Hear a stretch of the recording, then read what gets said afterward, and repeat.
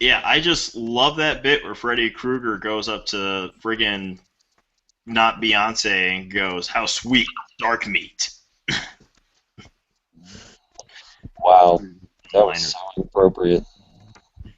I Okay, I think by now we're used to inappropriate from me. oh yes, that's a given. Yeah, very Required deep. standard. My clothes are as black as my humor. To completely do with the fact that my personality is not as black as my skin. He went there. Yeah. That's right. We only have one. We only have one black person on the show. Clearly, that's Pixie. Sorry. Your last name. What are you apologizing for? Man, My stand up. Black power. no, I have a very black last name now. Washington? That's okay. Oh God. Yeah. Let me tell you what that makes me think of. This was about a month ago. If you ever get a chance, Kevin Smith has a podcast called Fat Man on Batman. Mm-hmm. And what makes it awesome is that it's kind of not really about Batman. It's about the people who have worked on Batman. And though Batman he always comes up in the discussion, naturally, he will like get somebody, say in this case Neil Adams, be like, "Tell me your life story," or "Tell me these other things too." And he went into extreme detail about how he was the co-creator of probably the more famous Green Lantern mainstream of the moment, John Stewart. Right. And he was talking about the process of creating John Stewart. And he was talking about how he went up to his editors. They were talking about doing another Green Lantern. This was going to be the second ever Green Lantern. They're going to make him another white guy. And Neil Adams went up to him and he's like just exasperated. Neil Adams grew up in one of those sections of New York where that one street is kind of the entire world. Every kind of person is there. Mm. So he is too aware of the fact the world is a lot more than just a bunch of friggin' brown and blonde hair Caucasian guys. And so he goes up to his editor and he's like, "Okay, let me tell you a story. An alien, a purple alien from another planet, crash lands on Earth, has this weapon in the form of a ring, most powerful weapon in the universe, says, find me the bravest guy on the planet, and choose him to take you." And, it goes out, and it finds it finds a brown-haired Caucasian white guy who's a test pilot. Okay, we can believe that. Test pilots have balls of steel. It's how they can do their job. Okay, fine. Another alien crash lands on Earth with the most powerful weapon in the universe, which just has to be shaped like a ring, tells it to find another guy who is the bravest guy on the planet, second most bravest guy on the planet. And you're telling me he finds another just white male? Do you watch the Olympics? And the editor's like, yeah. How often do you see a white guy? Green Lantern, where he's a black dude. There's three of them. Hold on, we're not there yet. I'm telling you the story of how we got a Green Lantern. It was awesome. Yeah, and this is, I love this story. It's hilarious. And I'm doing my best to sell it just like Neil Adams did. So he goes, have you watched the Olympics? How often do you see a white guy on the pedestal? It just is on occasion. Do you ever see him? Do you ever see a white guy ever winning the silver or the gold? No, what is it? It's like usually it's an Asian guy or a black guy. Right. So why do you think we should make another white guy? The editor goes, you want us to make him Asian? To which then Neil Adams says, how about a black guy? The editor goes, you want him to be black? Neil Adams says, am I being too subtle? Wow. So he lays down this list of, by the way, Pixie, I think your screen had froze on us. There we go. It's unfrozen now. So when he gets the approval to a black guy, he lays down this list of demands. Don't make him like a former pimp or drug dealer. Don't give him a bunch of fucking slang words. Just make him a nice Harvard-educated guy, pillar of society, straight, that stuff. And so he gets the first script pages from Denny O'Neil, the writer he often worked with. And he's looking at this, and so far everything's working out. Good guy, educated in Harvard, pillar of the community, looks at the name. Lincoln, Washington. No. So he immediately takes the script, goes back to Denny O'Neil and goes, Denny! Oh, you got the script for the new Black Lantern. What do you think? Lincoln, Washington! Lincoln, you named him Lincoln Washington. What? He's everything you want. He's like got a Harvard educated, nice guy. You gave him a slave name, Denny.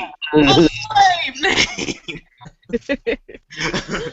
So he's like, what? It's just like, what do you want? What do you want from me? You to give him a different name then. It's not my job to name him. You're the writer. You name him. No. You upset with this? You give him a new name. And he's like, I'm not the one who's supposed to name him. Come on, Neil, name him. Just come up with a name. All right. John Stewart. And from that moment on, the Daily Show is never the same again. I still want someone to explain to me what the fuck the purpose was of the freaking radioactive squirrel. That it was like his little sidekick through the first couple issues. That was a radioactive squirrel. Huh? That wasn't a radioactive squirrel. No, like, that's another Green Lantern. Oh yeah, he's adorable. That's right. He's from another planet. That. He's actually smarter than Hal, if I remember correctly. Yeah, it was crazy. Crazy. I need to look that one up. No, if you think that's crazy, you clearly don't know about the Green Lantern known as Gnort. No, I never really got into DC Comics. This is one of those things where it's less about being into DC, more about being into Green Lantern. Do not I was never a fan. The only Green Lantern. DC comic I really read was Batman, and that was just because, I mean, come on, the art was just off the chain awesome. The artists are not off the chain awesome. It's just that Batman's really easy to draw and make him look cool. Yeah. I know, because I have seen some bad Batman art. I actually saw art by a guy who didn't seem to understand that Batman's supposed to have a sort of mean, angry look to him. But anyway, we're 7 minutes in. We should probably actually start the show, since we've already started the show. Yeah, we came here to do something. I'm sorry. Yeah, we talk news. Now that I've told my Neil Adams story.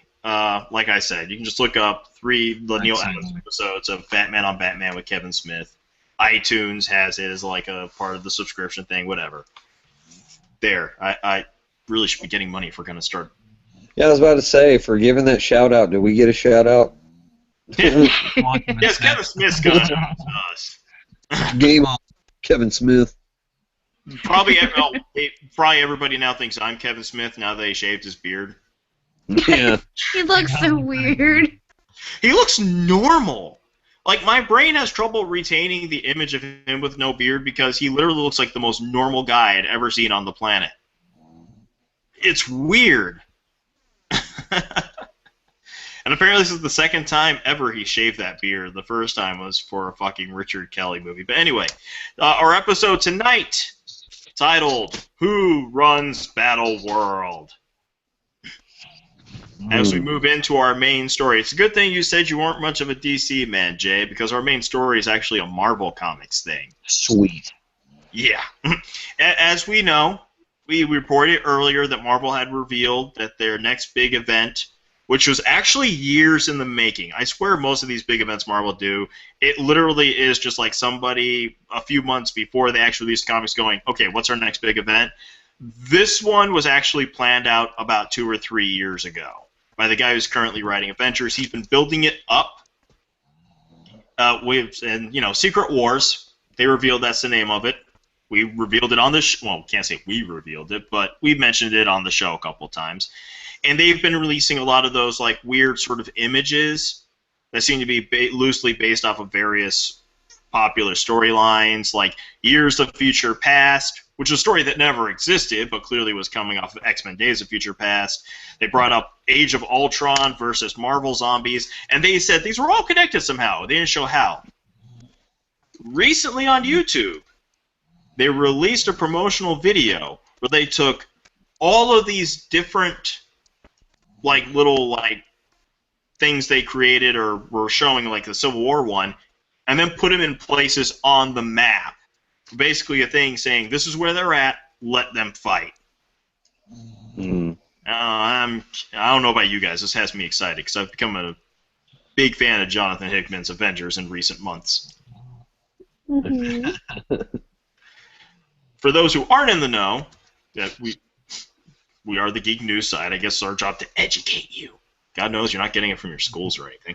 Anyway, pretty much the big story in both Avengers and New Avengers, the two books being written by Jonathan Hickman, is something is causing different dimensions to come in contact with each other, with the incursion point being the Earth of the respective dimensions.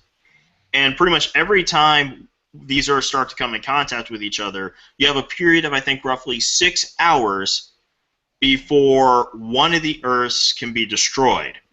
It's pretty much a Sophie's choice kind of a situation. If these Earths come into contact with each other, both universes get destroyed. But if you can destroy one of the Earths, then one Earth is destroyed, but both universes are spared. So the whole space-time continuum thing, two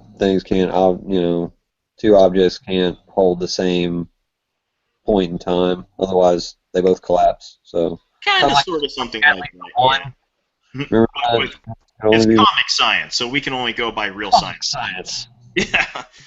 And it's like a lot of things about how there are all sorts of other beings, some of them for survivors from destroyed universes and all that, who have been aware of it. There's some really disturbing cultures that came out of it. If I were to take a guess, what Secret Wars is going to be is what's left of all these multiverses all coalescing into sort of one Earth somehow in a last desperate gamble to stop the whole universe destruction thing from happening. And these are all they're all going to exist on Earth together in a way where they cannot coexist. Because, let's be honest, just the zombie verse alone, that's something you don't want to have any exposure to whatsoever. Sounds like Marvel's just basically like, oh man, that Game of Thrones is doing really well, let's just kill off a whole bunch of characters. How do we do it really fast? No, Marvel never had trouble killing off their characters. Seriously, it's a fucking bloodbath there. That, and when you're at a point where you're willing to bring Bucky back, death doesn't mean much anymore. They brought him back twice. Once in the comics and once in the movies. That's 2 more times than they did in any other 10-year period in the past. But yep, that's the big thing there. Honestly, wasn't sure. There were really only 2 things I could think of to be our main story. This wasn't the best week for main stories. We got to work with what we got. Anyway, moving on to movies. Those fun things. The reason we get out on Friday nights. Coming out in theaters this week, Beyond the Lights, which is basically about a black girl becomes a pop star, which kind of the movie about Beyonce that isn't about Beyonce, but is clearly Beyonce's story. Hollywoodized. Saving Christmas, because Christmas apparently cannot come too early in the 21st century. And Dumb and Dumber 2, the 3rd movie in the franchise. Yes. Oh, I've been waiting for this forever. I've been waiting for this for never. What? I didn't really like the first one that much, and even putting in consideration people are like, it does not need a sequel. Yes, it does. No, it doesn't. I love these guys. I need Void in my life, okay? Okay, yeah. I loved the first one. I wasn't a big fan of the said, second one. Somewhere out there, someone said the exact same thing about The Hangover. Look what happened. No, I could barely get through the first one. That third one, they were like... And when it comes to this one, it's still the Farrelly brothers. It's one of the Farrelly brothers done a good thing. I'm pretty sure they're only, in my opinion, not even good movies, just popular movies. One was good, though not as funny as everybody said. The other one, says Dumb and Dumber, which I'm not a fan of, but is popular. And the only other thing they did was that stupid movie where what's-her-name gets semen in her hair. Oh, yeah, something about Mary. Didn't they do that one?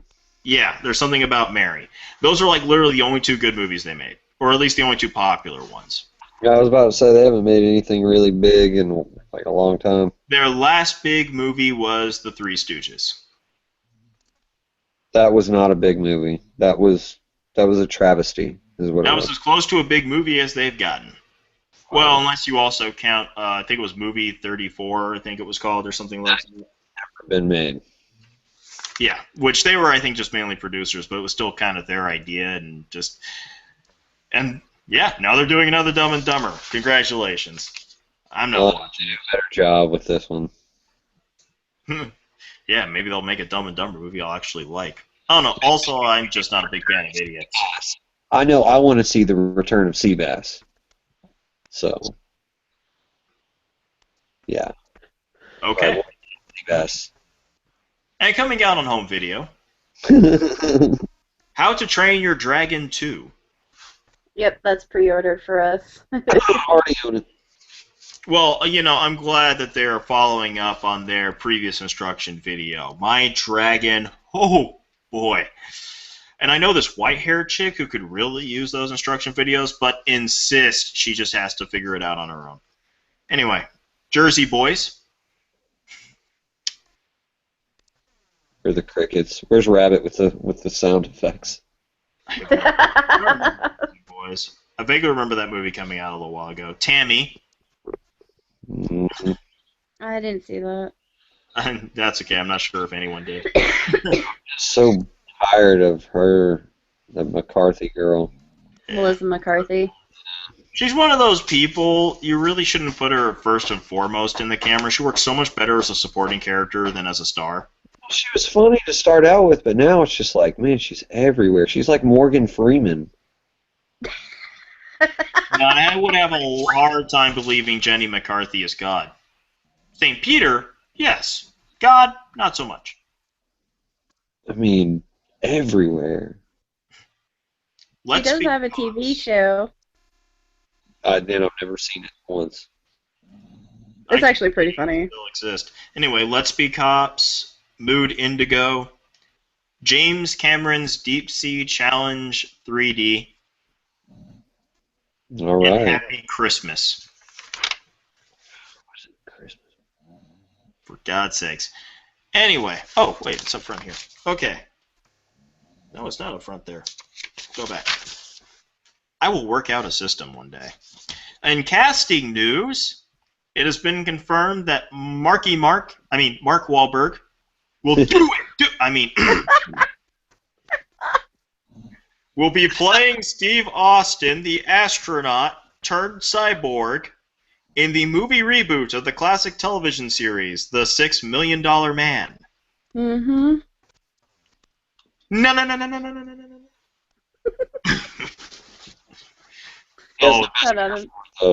It's the best. That ought to be interesting. It's one of those shows that justified there being a sci-fi channel back in the early years. And eventually he got married to the Bionic Woman. Yeah, I was about to say, but eventually they're going to have to bring in the Bionic Woman at some point. Well, they already tried rebooting the Bionic Woman. We try not to think about that. That show was horrible. Well, it was sci-fi. No, actually, it was NBC, if I remember correctly. They had this season Worse. and it sucks because I like the actress, though she didn't have that. What's the best way to look at it? Believable kind of beauty that the original Bionic Woman had. She was supermodel beautiful. But yeah, they already tried to reboot the. I think it was the same year. Or right before, right after, they tried to reboot Knight Rider, which had one of the most horrible and boring pilots I'd ever seen. That Knight Rider pilot, wow. It literally was roughly an hour to an hour and 15 minutes of just watching a guy drive. Yeah. And I'm like, this is your Knight Rider? This is the pilot, the episode that will have the most money going towards it. And this is what you film for your action show. That's very true. It was pretty crappy. Yeah, that's okay. Well, we got a $6 million one. Hoff, dude. He got a cameo. The Hoff. It was actually, I can't even say it was really a reboot. That version of Knight Rider was a sequel to the original series. because they revealed that the guy they chose was the son of Haas' character, because that makes sense. Of course. I'm sorry, if just looking at celebrities and famous historical figures of the past, their kids rarely grow up to do the same thing they did, and if they do, they rarely do it as well. Oh, actually, no, I think about that was a believable reboot. Hey, the guy they got was no Hoff. Anyway, also in casting news, though this one is just a rumor, nothing really confirmed, Warner Brothers / DC is looking towards Jared Leto to play the Joker in Suicide Squad.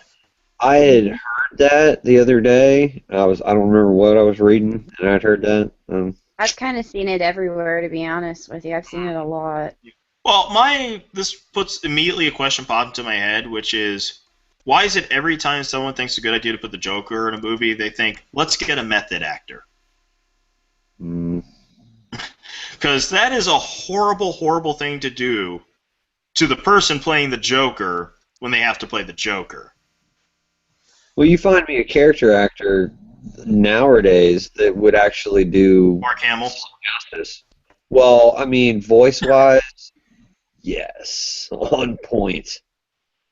But, like, I mean, come on. Come on. Well, one, from what everybody says, if you ever see him in a recording booth, he is physically playing the part. And it's not too far off when he played the Trickster on The Flash, the original The Flash from the 90s. Yeah, I remember that one. Yeah. That was pretty awesome. Also, let's be honest. There have been 4 big actors for the Joker: Cesar Romero, Mark Hamill, Jack Nicholson, and Heath Ledger. Mm-hmm. Cesar Romero, Mark Hamill, who are not, as far as I can tell, method actors, are the only ones who played the character and came out mentally intact. Jack Nicholson and Heath Ledger, who are, well, as my roommate once pointed out to me, look at Jack's performances before Batman, look at them after. The man clearly something snapped in his head while playing that role. And Heath Ledger, it killed him. So, yeah, I think for the safety of the actor, it's best to not pick a method actor to play the Joker. I'm not saying we should do this for the performance. I'm saying I don't want someone to die for my entertainment. But that's or become mentally deranged. Gift. Because you're basically asking a method actor to get to the head of one of the most nihilistic and homicidal characters in all of fiction. That's not a good place to be.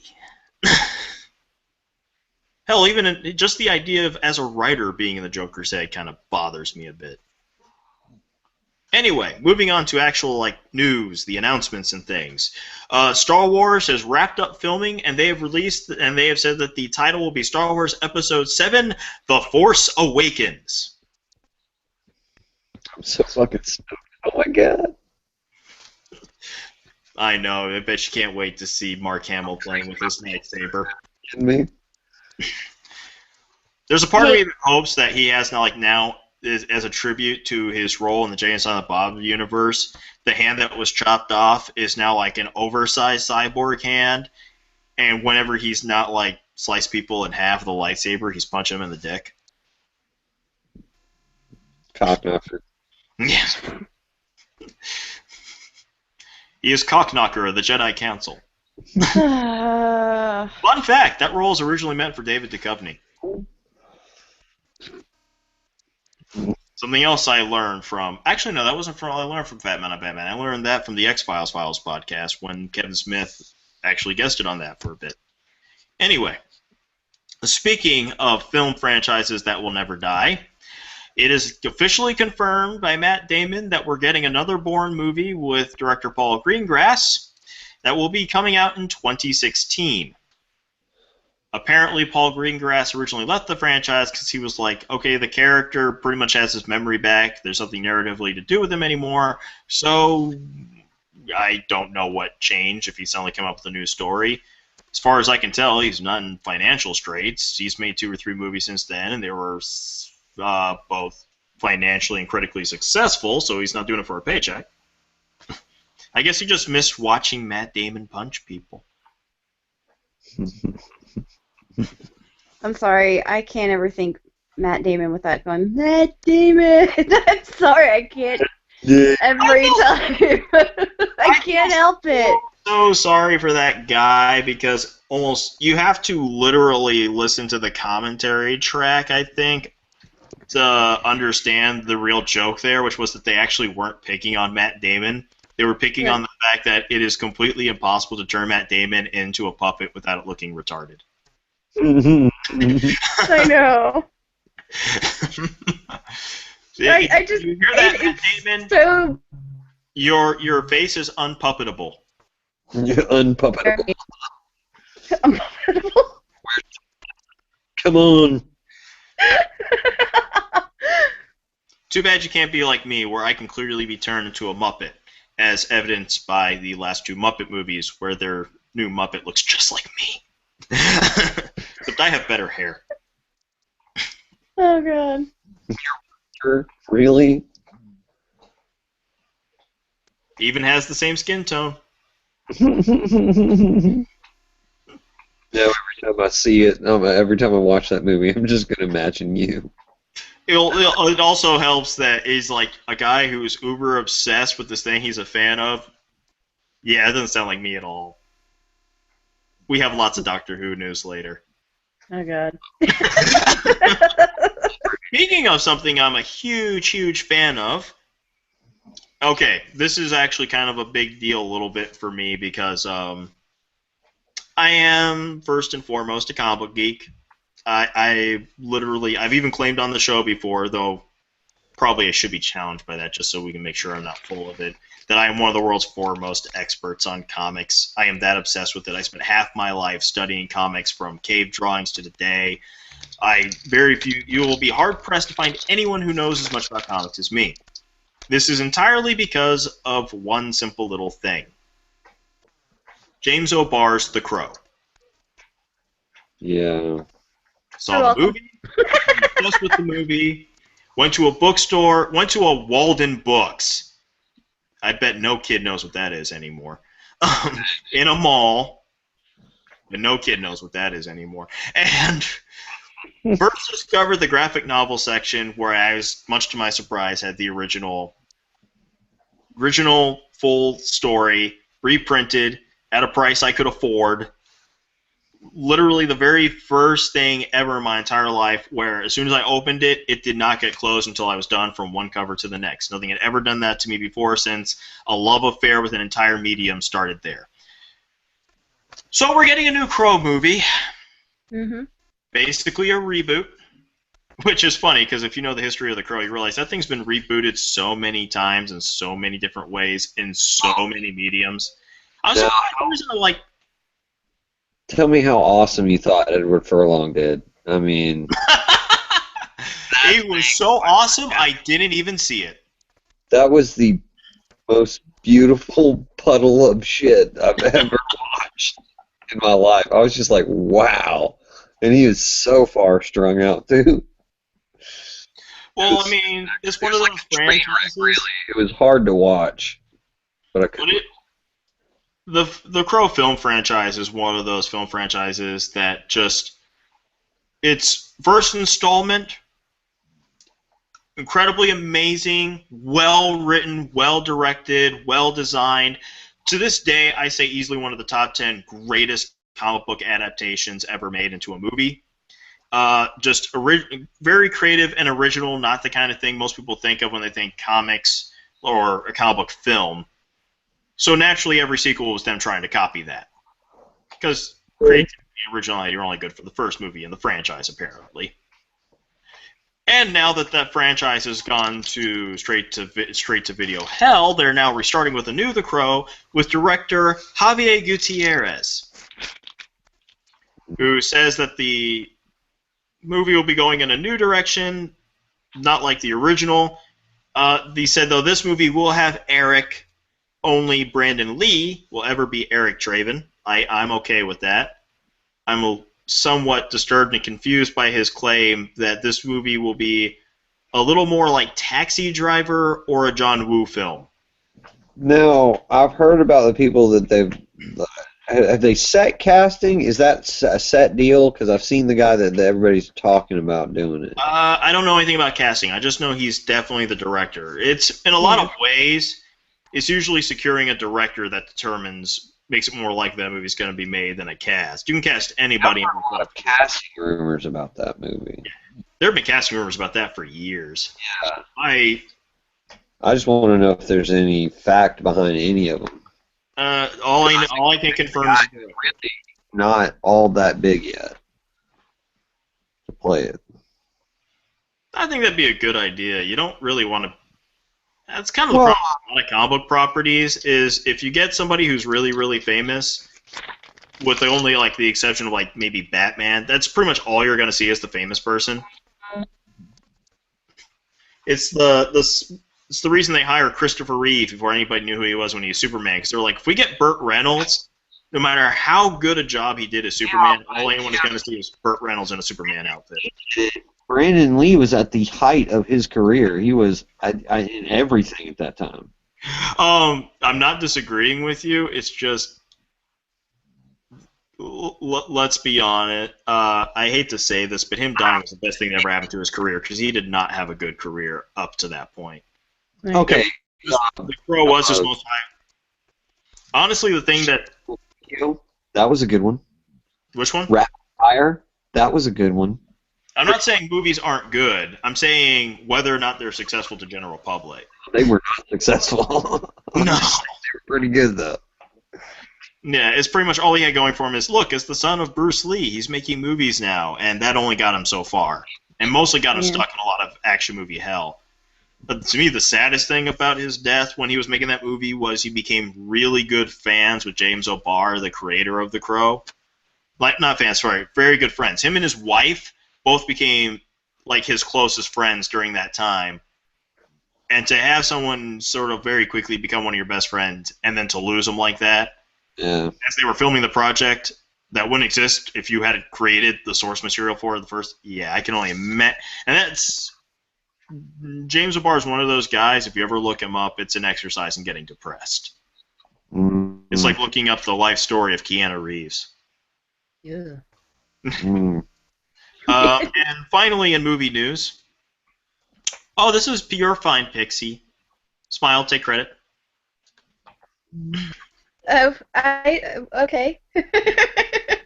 They have released a trailer for a new documentary called Dark Star, H.R. Geiger's World, about H.R. Geiger. Oh, yes. It is unfortunate John is not here. Oh, I'll take that back. It's very fortunate John could not make it at the moment, because just mentioning H.R. Geiger immediately bust his zipper open with the massive, like, friggin' skyscraper tall boner that he gets from that. Oh, don't worry, I'll take place of his massive boner with my own. Yeah, I saw that. I got super excited. And No. You're married now, Jay. We all know that your boners are contractually belong to Pixie now. I'll save it. Mm-hmm. Yeah, she's got to allow it first. And now that you mentioned a massive boner, I'm wondering what you're smoking on, or if you just have a very funny shape. Anyway! It's a magical screwdriver. It's a sonic screwdriver. Yeah, right. Because I got a sonic screwdriver. Anyway. I have 3. Anyway! Of course you do. My favorite is my 4th Doctor one, but one day I will have an 8th Doctor one. Uber obsessed fan. No, I have no idea why I would relate to that Muppet. Anyway. I have no idea what you're talking about. Oh, you know. Just like how all my jokes are incredibly clean. And I'm clearly of the Caucasian persuasion. Moving on to television. Okay. Go ahead and rant and get it over with, because I saw your Facebook post earlier. You know how every week I make a list of home video releases of television shows, and I try to limit it. I try to make it so it's only that if you're like a geek, that these are things the geeks will be the most interested in.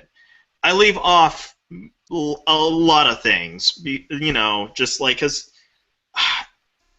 no one wants the Real Housewives of New Jersey, the complete X season. If you're a geek, how dare you assume that? yeah. I'm saying if you're a geek, I'm sure there are geeks out there that like it, but it's not a geek thing. There was no way around it. This is a long list. It's like even the ones that aren't geek are still the kind of thing that if you're a huge geek, you're into, because it's like this is one of those shows that gets you into TV. Okay, here's the list. Here's the list. Let's get this over with. Yeah. Coming out on Blu-ray, Season 5 of The Avengers. And no, not the kind with Captain America, the kind with British people. The kind that they made a really bad Uma Thurman movie out of.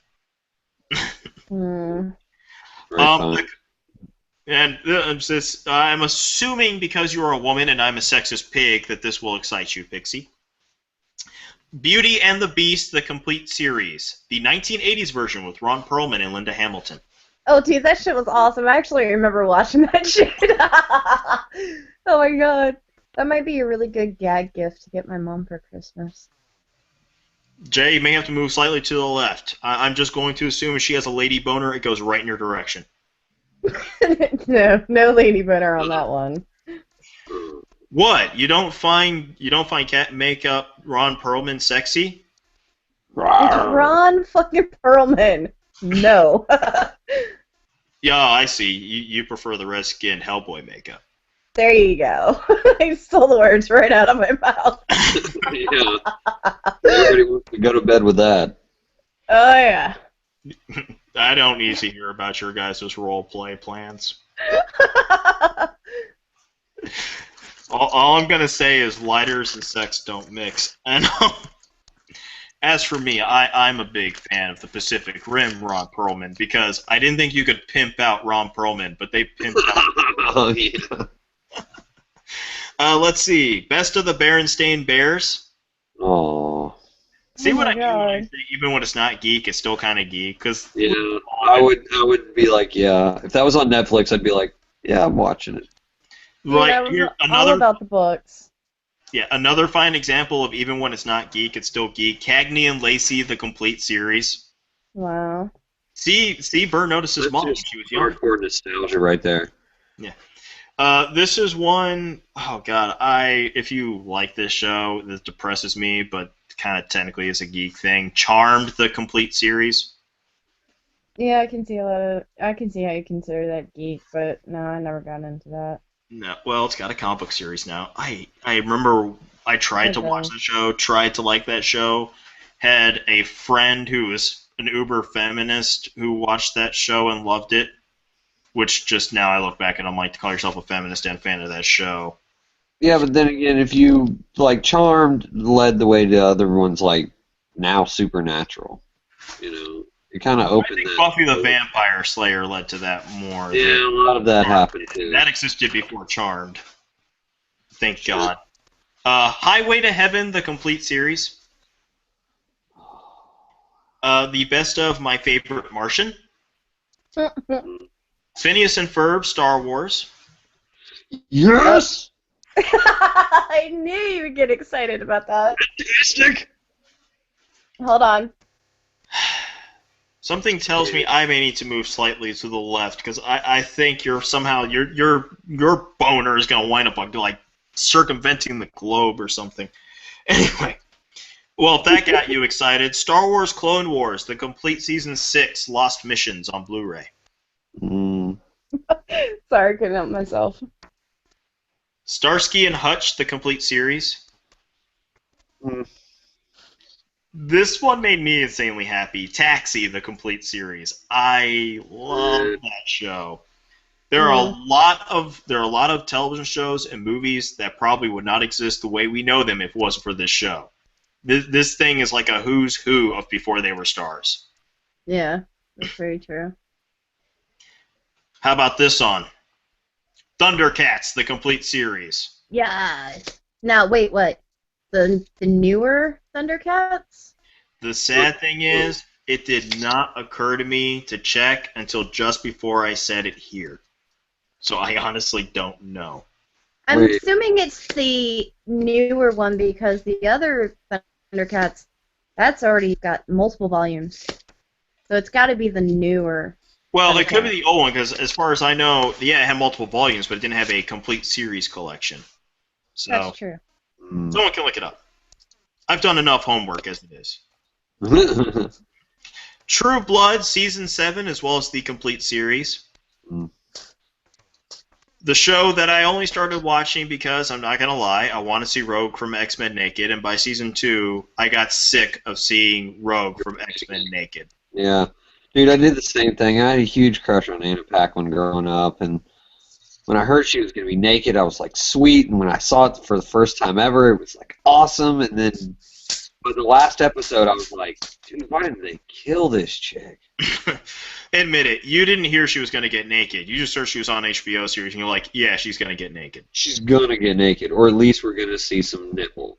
Yeah, it's not porn, but you're not going to notice. True. The Twilight Zone, The Fifth Dimension.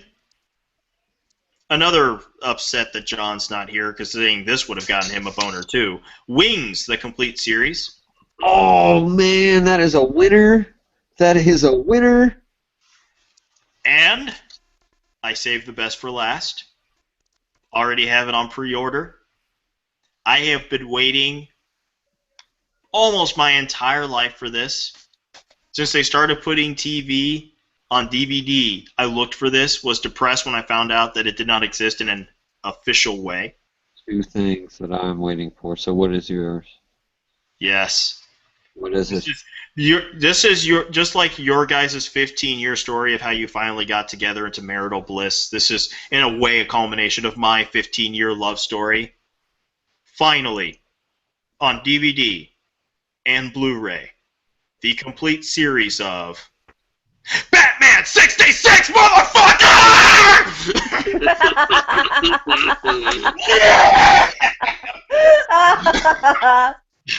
Na na na na na na na na na na na na na na na Batman!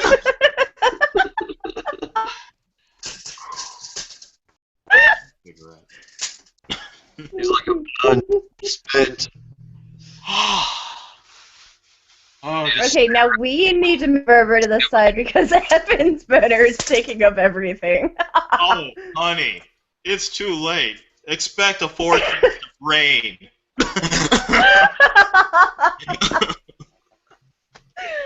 Oh, no. This is fucking Batman. Mhm. Oh my god, it's one of those. How can you not be excited? Adam West, Cesar Romero, the Dutch angles, the big onomatopoeias taking up the whole screen, Yvonne Craig in a form-fitting purple Batgirl outfit, Julie Newmar as Catwoman. Think about this. Batman. It was my first Batman. It holds a special place in my heart. Moving on to announcements. The producers of Gotham have confirmed that they're going to introduce a little boy who will basically one day grow up to be the Scarecrow. Mhm. I heard about this. Yeah, as if they haven't moved too far with the characters already on that show. And it's just season 1. I'm watching the show. As a fan, I've gotten to a point where I'm kind of enjoying the show. I just feel as if in terms of execution, it doesn't have too much longevity. Just like, I feel like it seems like the kind of thing where it's like you're going to have over-evolved Gotham by season 2. Kind of like on Smallville, when they've already introduced almost all of, like, the whole Superman mythos by like season 4 or 5. So having it still in Smallville alone just seemed kind of stupid. Anyway, moving on, the show Selfie has finally been canceled. Giving us a chance for Selfie. If you didn't know it, more power to you. Which Must have missed it. I'm Never heard of it. That sounds like a very interesting topic.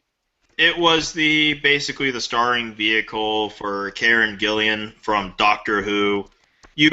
and John Cho, and honestly, I did not understand why either of them did it. It feels like the kind of thing neither of their careers needed for them to be desperately in a show that was so clearly bad from the get-go. The trailer was one of the worst fucking things I'd ever seen. I couldn't even get myself to watch an episode of the show, and I was going to watch at least the pilot just because of Karen Gillan. And to give you an idea, I mean, you know who John Cho is, I'm guessing, right? John Cho? Harold of Harold and Kumar. Oh, yeah. Mm-hmm. John Cho. Okay, good And Sulu. He's freaking Mr. Sulu on Star Trek. Oh, that's right. Yeah. Sulu now. But, I mean, they really, yeah. And Weird in the movie. yeah, and Karen Gillan, she was in 2 of 2014's biggest movies. She was the main female character in Oculus. And you may have seen her in in some small indie film called Guardians of the Galaxy, where she played Nebula. Holy, that's that chick. I knew she looked familiar. Yeah. So I'm sitting here thinking, both of you have these amazing film careers going. Why did you agree to do this insanely shitty show? Which was essentially My Fair Lady for the social media age, by an old woman which was clearly being run by a middle-aged woman who hates social media, yet didn't stop her from trying to use social media to perform it, doesn't understand how it works, why it's popular, and just it was a bad idea to begin with. But moving on past shows that are going to keep going and shows that have ended forever, we got a show getting ready to happen. Netflix has agreed to produce a series based on the popular Lemony Snicket's A Series of Unfortunate Events novels. Mm-hmm. Yeah. Now, are they going to do live action or animated series? I don't think it's confirmed, but if I were to take a guess, I'd say live action. I'm hoping they'll be smart and just make them like 30-minute episodes, not hour-long drama. I think it would be better if they did it animated series, because they have an animated series. Like, they have 2 animated series out right now, BoJack Horseman, and then that anime one that I can't ever sit through. You try to get me to watch it. So in other words, I they need a good animated series. You know what? Here's what Netflix should do, since they seem to because I think everybody right now kind of wants to work with them if possible. Get the guys who did Batman the Animated Series and say you can do whatever you want to. No.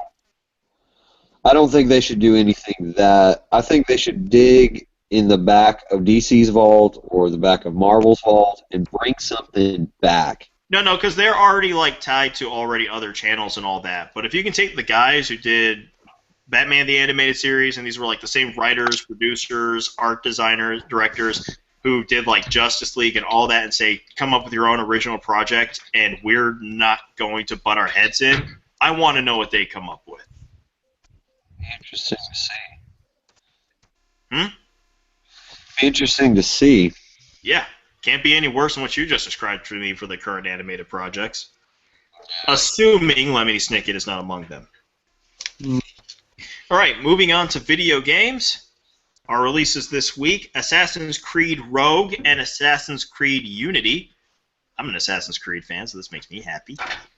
I really got into it. Digimon All-Star Rumble. Halo, the Master Chief Collection. How many women were forced to call their boyfriends Master Chief after that movie game series started? And Lego Batman 3 Beyond Gotham, a.k.a. the Batman game to hold you over until we finally get Arkham Knight in, like, way too many months. One way or another, you're driving the Batmobile. Pixie, are you in the bathroom? No, I'm in the kitchen. I was very worried for a second there. Those were very... That was the faucet. See, look, kitchen, microwave. We're not that kind of show. No, God, no. Everybody poops. Should do that one. Somewhere out there, some moron who thinks two girls, one cup is for kids. From the commode. Call it all hands on deck. And welcome to our new High Class Geek series, The Camera and the Commode. Tonight, Oh, God. why you shouldn't bother going to both Taco Bell and an actual Mexican food restaurant. We'll get John to do the whole Peter know it really grinds my gears series. Damn it. I have been debating whether or not we should do another like series up for our video channel. Maybe not something so much like this, but we'll see one day. Well, aside from the one John's working on. Oh no, I've revealed one of our secrets. Moving on to video game news. The Humble Store recently had its 1-year anniversary, and to celebrate, they released the popular game series game Metro 2033 for free for a 24-hour period. Because, you know, you can never have too many first-person shooters. No, never. Moving on, it has been announced that they are remaking The Legend of Zelda's Majora's Mask for the Nintendo Game Boy 3DS. I'm so excited. That was by far one of my favorite Zelda games ever. Zelda. Remember the shitty cartoon?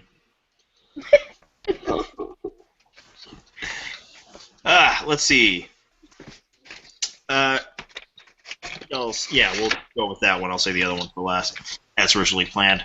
Bungie, a Bungie exec, Bungie being the developers for the Destiny series, recently had to deal with a SWAT team after they were called to his home thanks to a fake 911 call. Apparently, this is the latest in a series of harassments towards execs working in the video game industry. I kind of wish Rabbit was here so he could go on a similar rant he had last week of assholes quit being assholes. You're ruining it for us legitimate gamers. 911. For fuck's sake. It wasn't the only time. I remember one time I used to follow these pro Call of Duty players, and someone made a prank phone call saying that they had guns and stuff, and they were actually playing video games, and you see like cops busting into their house. Yeah, the guy who had weed and stuff. Yeah, I remember that. So, what they call it, swatting. It's a thing now. Like they'll call up on gamers. It needs to stop being a thing. It does need to stop. I mean, for fuck's sake. Swatters need to take the boiling water challenge. Every cop you're calling to just go after some guy you don't like, that's a cop that is not stopping or investigating a murder. You know, that could be the one cop that could have been there to stop the robber from shooting Uncle Ben. There we go. There we go. That's a good way to put it. No, but seriously, you're talking about Tobey Maguire, please. What's your favorite type of rice? Uncle Ben's. It's just that these aren't toys you get to play with. These guys have a job that makes sure we're safe, and you're pulling them from it just to make it known to someone else that you don't like them? I'm sorry. I don't care if that friggin' exec is, I don't know, punching kittens in his spare time. I still think of you as more the asshole in that particular case. Yeah. Oh, granted, punching kittens. Okay, I should have picked a better example because I'm not sure who I think is more of an asshole in that case. But anyway, don't punch kittens. That's what this all comes down to. Please what don't. if the kitten really deserved it? No. Now I would just want to see like a video by that guy who makes all the action videos with his toddler, except now it's a kitten fighting back. And finally, Internet Archive has taken 900 classic arcade games and made them available on your website browser. Web browser. Sweet. I know. Now, I wonder if they're bringing back like NES classics or just Atari. They said arcade. Well, now there were some arcade games that I would waste a shitload of dimes and nickels to play. Based on what I saw, it looks like it was mainly the 80s, late 70s classics. So Rygar, possibly? The only thought going through my mind right now is, that man's playing Galaga. You thought we wouldn't notice, but we did. We did. Joss Whedon, your clever foreshadowing. You do realize the entire concept of Galaga was basically the overall plot of Avengers, right? A bunch of aliens are going to come from this tiny little spot from above. Keep them from coming down. Oh, you missed a few.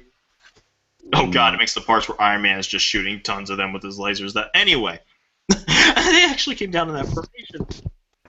I didn't realize that until now. Anyway, going on to comic books, my area of expertise, Batman 66.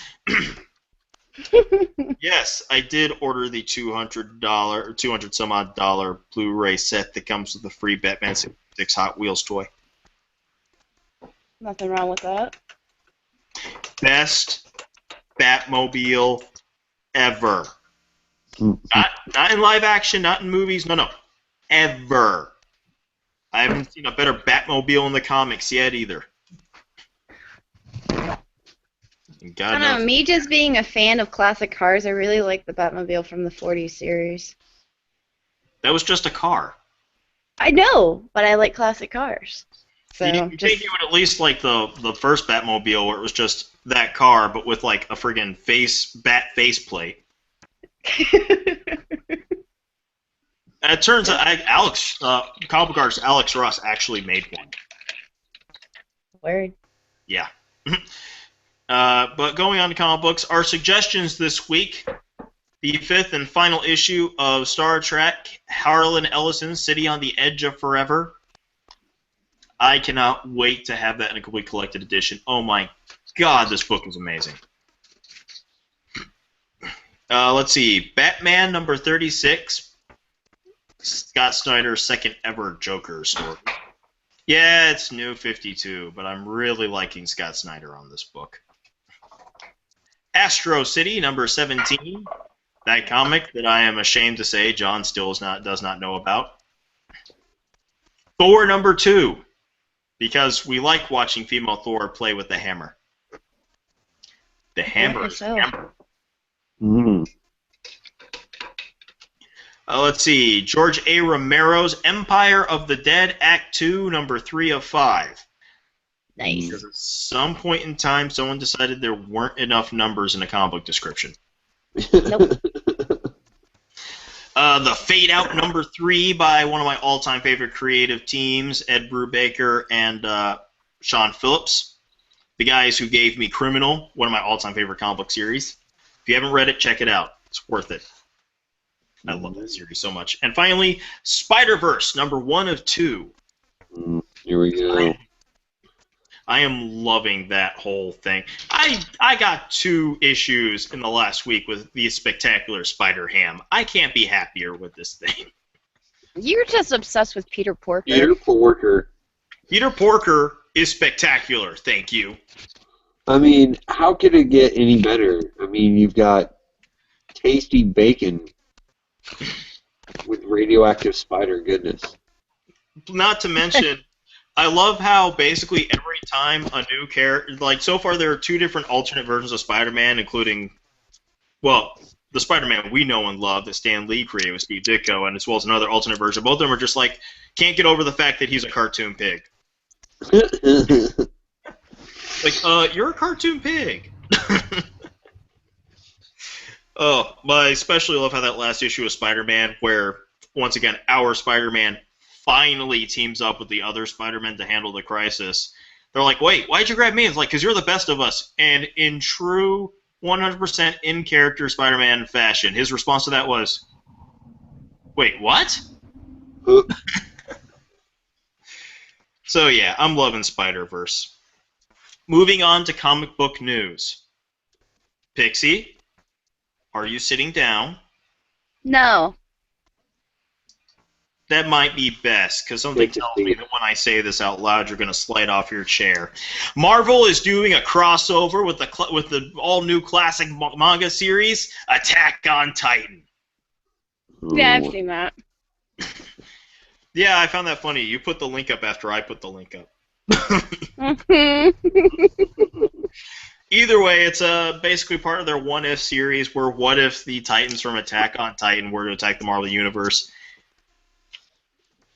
Well, for a I don't second, know. I no, mean, it's not canon. But then again, all their what ifs tend to turn into a multiple universe. So well, I never really got like super into Attack on Titan. I've seen a couple episodes. The episodes I've seen are really good. It's disgusting.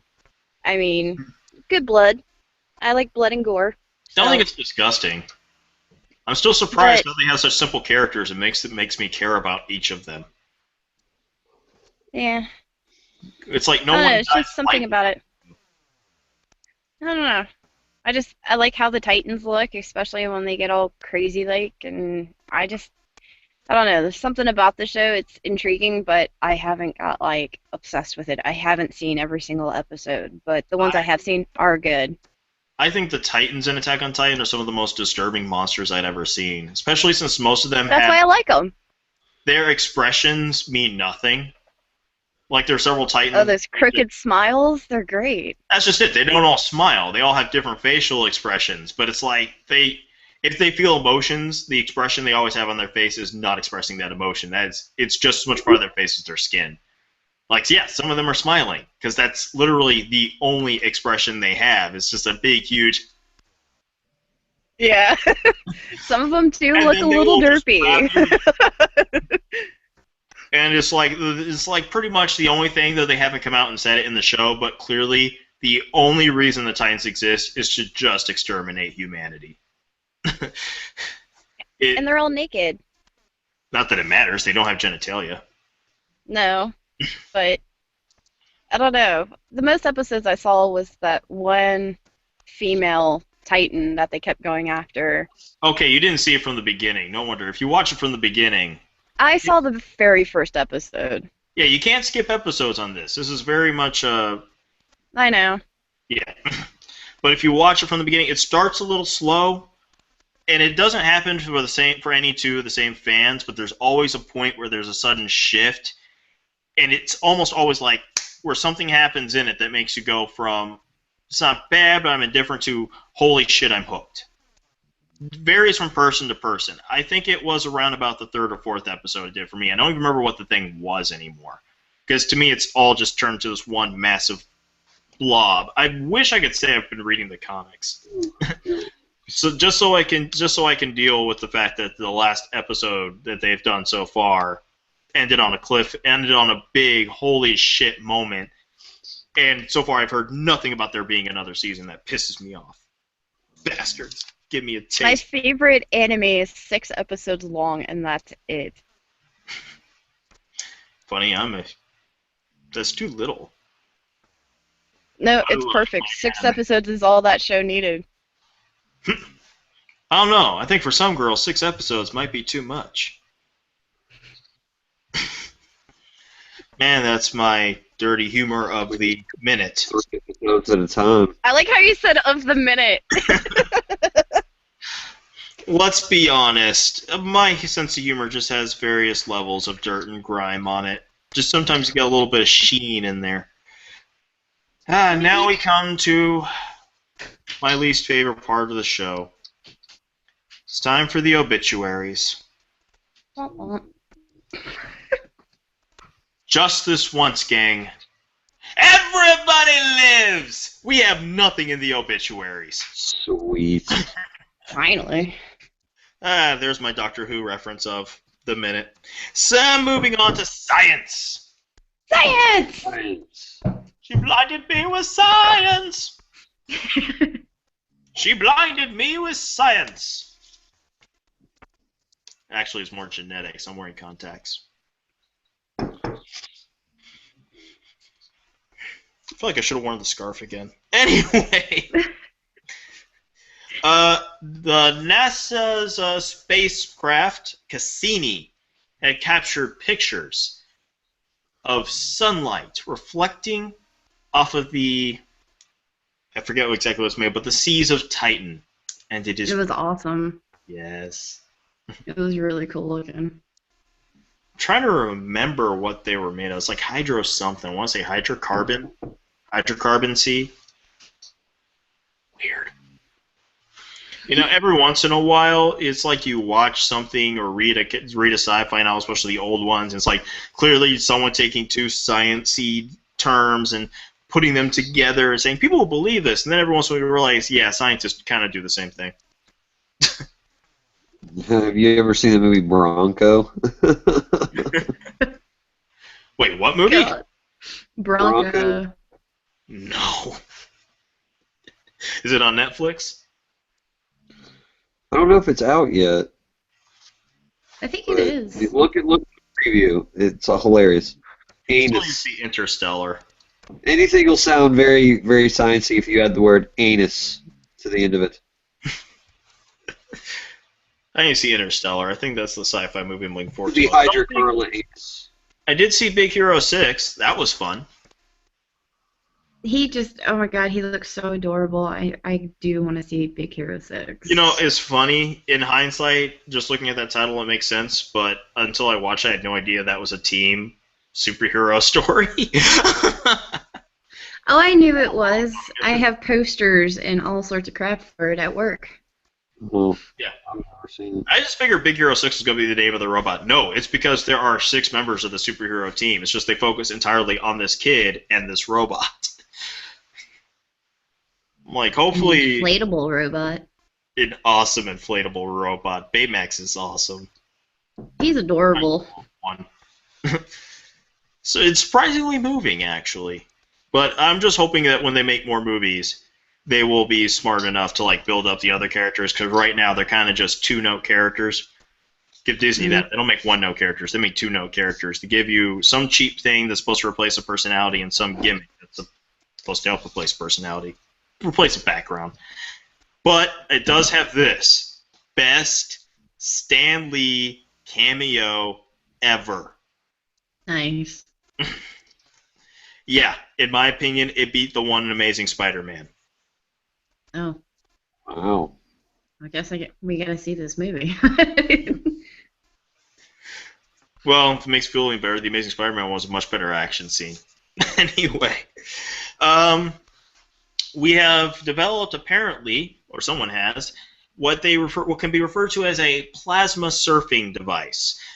Basically allows for electrons to be, for particles to be moved faster, which means we're that much closer to being able to create a miniature particle accelerator. Cool. I wish someone else was here so that they had read the article more deeply than I did, so that they could explain what I just said. Either way, we're going to make a particle accelerator smaller, hopefully someday. Because who doesn't want a little particle accelerator in their pocket? Yes. Why not? Yep. I was going to say pants, but I was like, no, that's way too easy. So many things you can fit on in your pants these days. Particle accelerators, plasma surfers, battle worlds. Oh god, I don't want to tighten in my pants. What if it gets hungry? Anyway, moving on to miscellaneous. I have been looking forward to this one. This is this little section. We're going to start it off on a happy note. We're going to end it on a happy note. First of all, a series of superheroes had teamed up together at a local children's hospital to stop a supervillain. This is not a joke. This was an actual local SWAT team who all dressed up like superheroes just to make the kids in a children's hospital feel good. All of them patients. My favorite bit is one guy came down upside down from the roof outside of a window as Spider-Man. That's awesome. It's just, I'm just happy I could actually report this because we've had so many problems with police in this country lately. It's nice that I can do something good. I am so glad they did this. It's just like the window washers at the children's hospital that dress up as superheroes and wash the kids' windows and stuff like that. I think it's awesome. The most awesome thing I know of anybody doing with anything like that, aside from what we're going to be discussing a little bit later, is the guy who does the voice of Winnie the Pooh. He actually calls up terminally ill cancer kids on a regular basis and talks to them as Winnie the Pooh, has full conversations with them and everything. And he's been that's doing adorable. Yeah, he's been doing this for decades, like literally since he first started playing Winnie the Pooh. I've never been a big fan of Winnie the Pooh, but that's pretty cool. How can you not be a fan of Winnie the Pooh? Never was a really big fan of Winnie the Pooh. Some of us were named Pooh Bears, a nickname by their mothers growing up. Mm. I'm not saying I hate it, I just never got into it. You just don't like Eeyore. It's okay. Nobody likes Eeyore. I was always a fan of Tigger. God. Hey, the wonderful thing about Tiggers is everything. Moving on. Pink Floyd, proving that awesome doesn't die, it just grows old, has broken a record already, despite the fact that their newest album isn't even out yet, and that from what we're told is more or less just them rehashing shit. But they have already broken Amazon UK's pre-order record. Wow. The best part about this, the previous record holder was One Direction.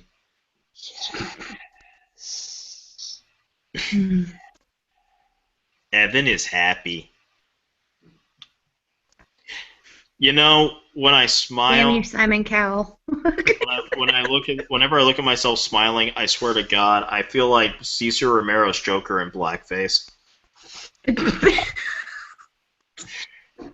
It's like I can't really grow my facial hair, but it's already started to grow out a little here, and it just darkens it just right, and just oh God, can't wait to see Cesar. I'm just expecting you to see you in Joker face next week. I'm not next week. I said one day. I don't know, maybe one day. I said one day. It can't be next week because then you guys will see it coming. It's got to be a surprise. It's got to be a surprise. You want to know how I got this makeup? No, that's not the way to do it. Do you want to know how I got these scars? My father was a drinker and a fiend. Then one day, he goes off a little crazier than usual. Anyway. Asking that question as Mark Hamill's Joker disturbed the living fuck out of one of my coworkers one day. Speaking of disturbing people, a subway preacher was recently disturbed by Leah Delaria, who's known as Big Boo on Orange is the New Color. When a subway preacher who's famous for his hate-filled speeches had to deal with the actress who basically went into a nice long shut the fuck up. Kudos to you. There's actually a video of a little girl doing the same thing to a street preacher, and it's absolutely hilarious. Oh, fighting hatred is adorable. And I thought it was Orange is the New Black, not Orange is the New Color. That's right. Well, I have to think these things as I say them. I still haven't even seen like a full episode of Orange is the New Black. I am binge watch every time. Yeah, it's like the house. I'm mad at myself that I haven't, because as soon as I heard about this show, I was actually excited. And I've yet to see a single episode. And I'm like, I was just excited about that as I was about House of Cards, seen every episode of House of Cards. On top of that, I have a Laura naked prepping, waiting to be watched by me. Still haven't done it. Yeah, I need to watch both, and I haven't. Speaking of naked, topless pictures have been released of actress Keira Knightley. We've already seen her topless. Huh? We've already seen her topless. No, the kicker in this case is, okay, first of all, I was going to make a joke about the whole iCloud leak thing, but that is also full of actresses we've already seen topless in various models.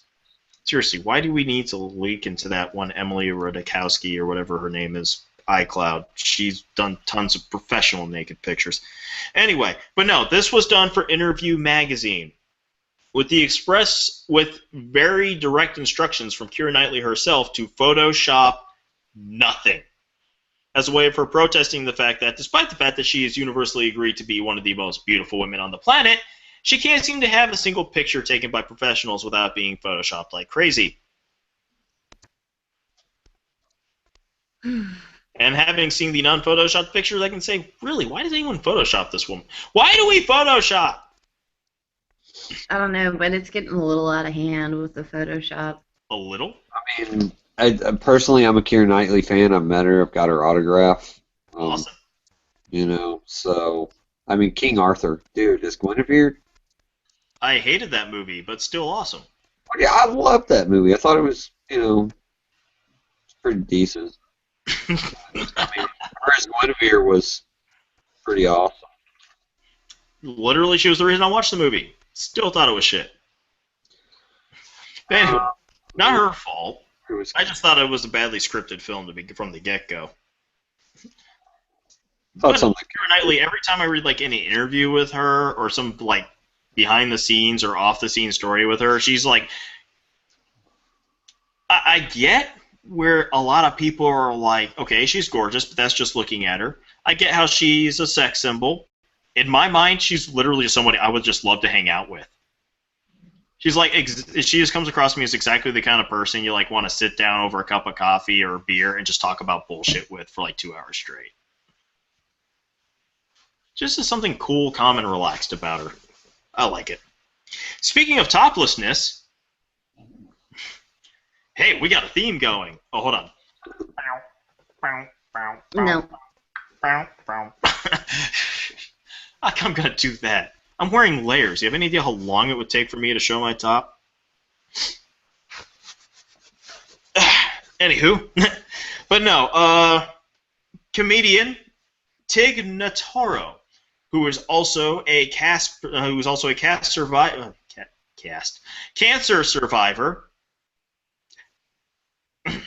We approve of cancer survivors here. Without cancer survivors, we wouldn't have a show. It's true. Right here. Very proud of that. But no, this woman had a far worse cancer than I did, which was she had breast cancer. And she had to have a double mastectomy. How do we know this? Because she did almost an entire stand-up topless,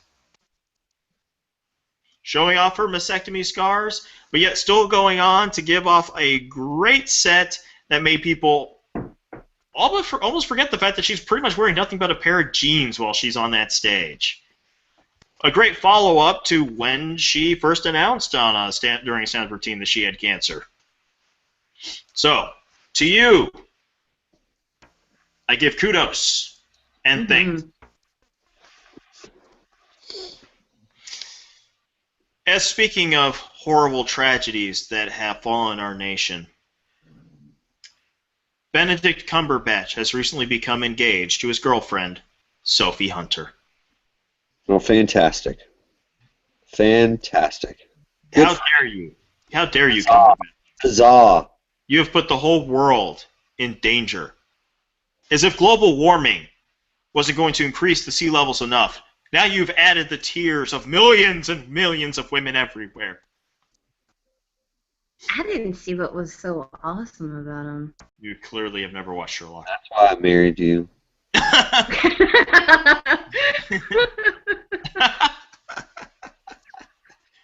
She only has eyes for you, Jay. Sweet. It is very true. Is Sherlock on tonight?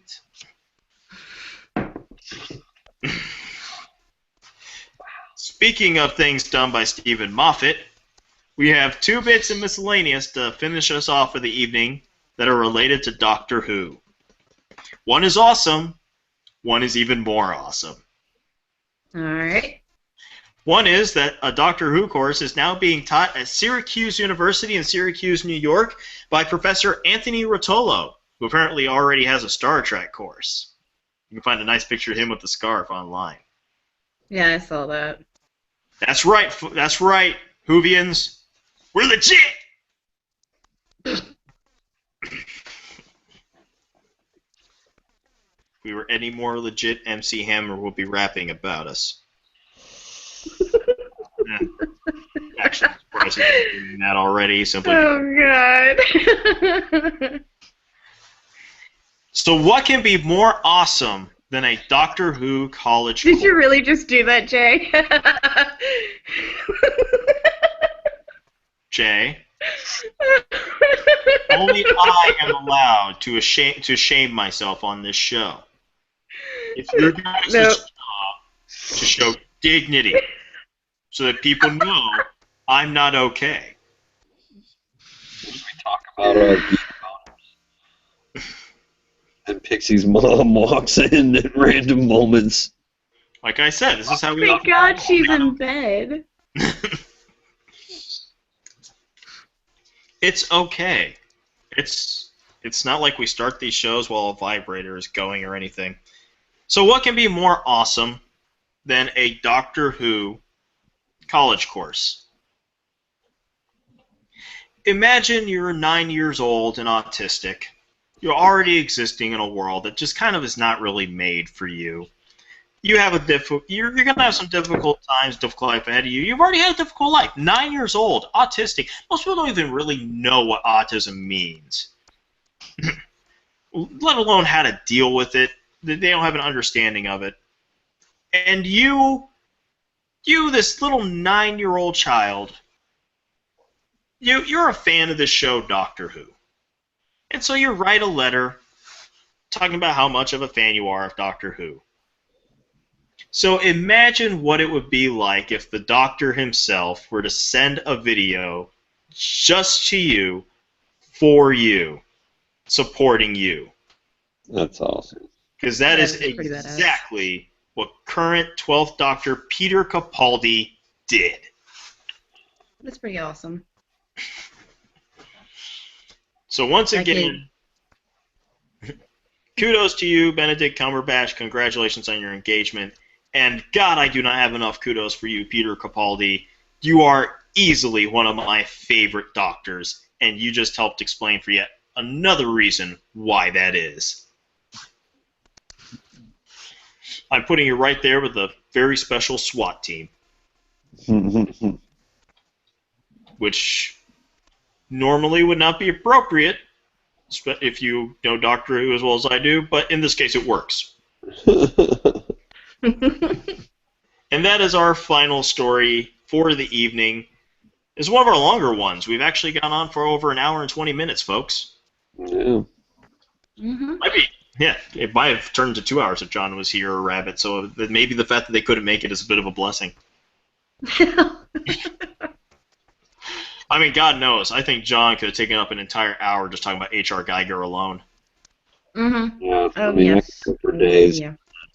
I think you could be hard-pressed to find anybody who's as big a fan of anything as he is of H.R. Geiger. I know.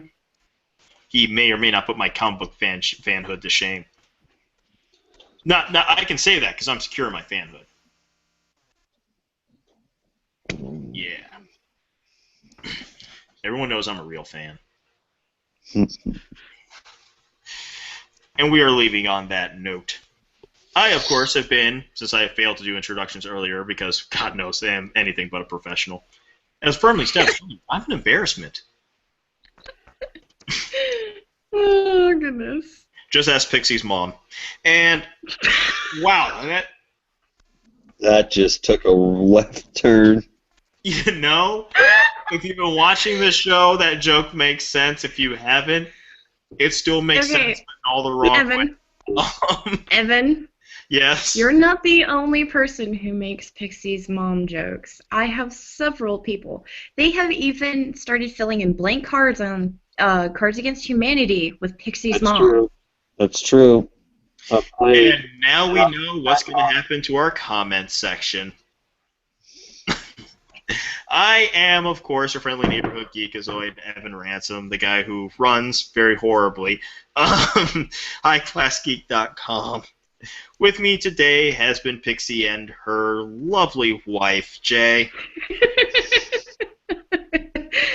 You're forever my wifey. Wifey for lifey. Oh, God. It's my new slogan. Wifey for lifey? Should get that tattooed somewhere. I'm getting that tattooed on my ass. Right on the crack. Get my God. transplant. Get my tramp stamp like a man. Oh, God.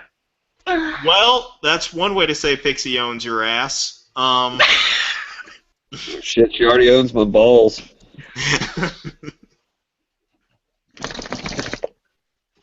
You know what, Pixie?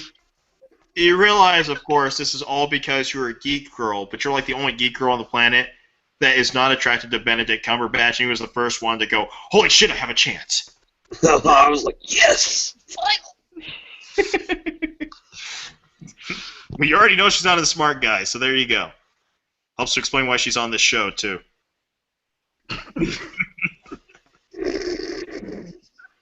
Oh, God. We are here every Sunday night at 9. Sundays. That's We will see you next week. We might be done laughing by then. Good night. I doubt it.